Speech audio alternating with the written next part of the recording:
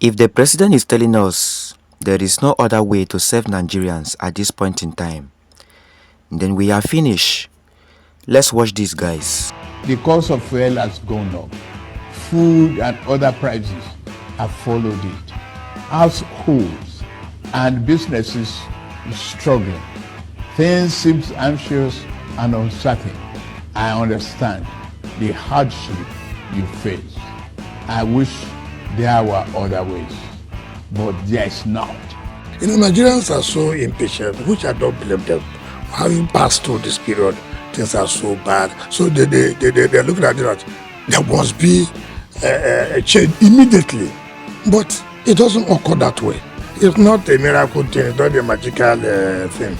You will take certain decisions that bring about those changes that will make us survive very well as a nation.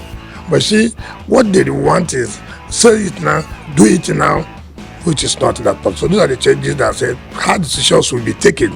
The president of Nigeria, Bola Ahmed Tinubu, is telling Nigerians that there is nothing he could do to salvage the situation of the country at this point in time, that hardship, hunger, unemployment, high cost of living is affecting the country.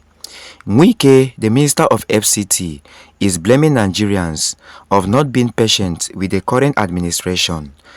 Let's take you to the full video, guys. But before then, if you are new to our channel, ensure you subscribe to the channel so you don't miss out on any updates.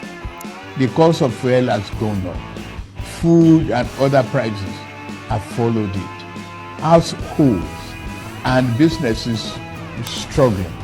Things seem anxious and uncertain. I understand the hardship you face. I wish there were other ways, but there is not. It is so frightening, so scaring, and so annoying hearing the president saying this. He promised us renewed hope, but now hardship is the order of the day.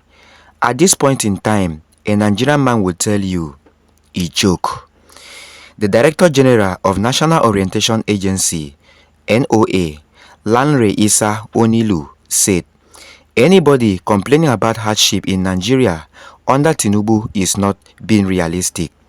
He said, Nigerians are going through the current hardships because President Bola Tinubu is trying to give them something better.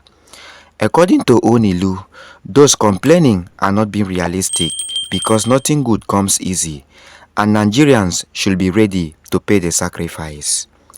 Now the question is, are the politicians also feeling what every ordinary Nigerian is going through every day? Are they also facing poverty, hunger, starvation, etc.? I gave effect to the decision taken by my predecessor in office to remove the fuel subsidy. I admit the decision will impose extra burden on the masses of our people. I feel your pain. This is one decision we must bear to save our country from going under and take our resources away from the stranglehold of a few unpatriotic elements. Painfully, I have asked you, my compatriots, to sacrifice a little more for the survival of our country. For your trust and belief in us, I assure you that your sacrifice shall not be in vain. This was the same way Buhari promised us good governance, but after 8 years, nothing changed. Rather, the hardship was getting tougher by the day. Now Wike, the current minister of FCT and former governor of Rivers State, is blaming Nigerians for not exercising patience with Tinubu's government. Let's listen to Wike.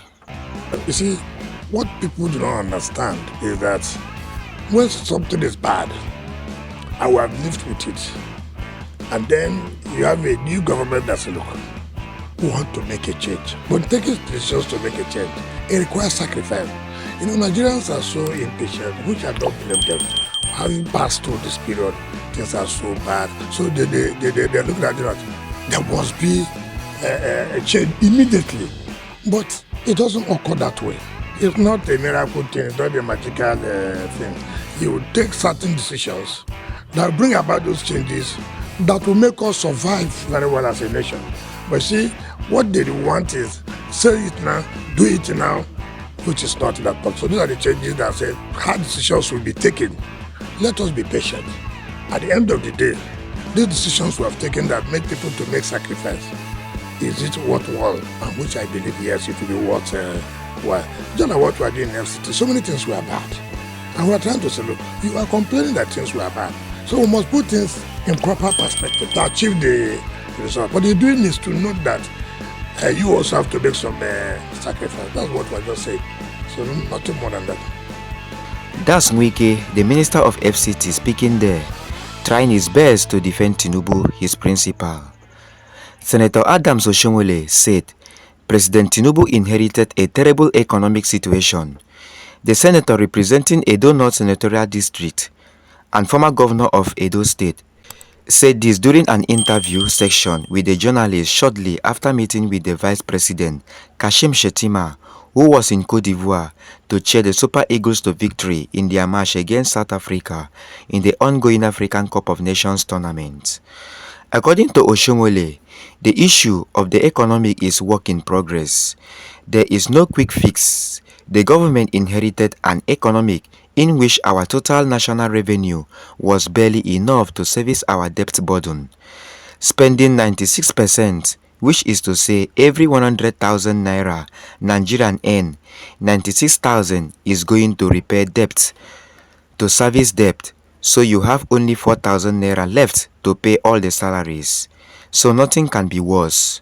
So this government came determined that they will do business unusual to arrest the drift, stabilize the economic, and then begin to move forward. Some painful decisions are necessary. The former national APC chairman concluded by saying that President Tinubu and his deputy had shown courage and determination to stop the corruption of the subsidy regime and in the Central Bank of Nigeria (CBN), while appealing to Nigerians to be patient. Here we go again. Patient, patient. Nigerians should be patient. This was the same thing Buhari told us, and we believe, but unfortunately, things kept on getting worse till he finished his tenure. And here we go again. Patience has been used as a key word by this government to console Nigerians in the midst of this economic hardship. I believe a government that is ready for governance should know what to do before even coming out to contest. When resuming office, it is expected that they should swim into action immediately instead of giving excuses.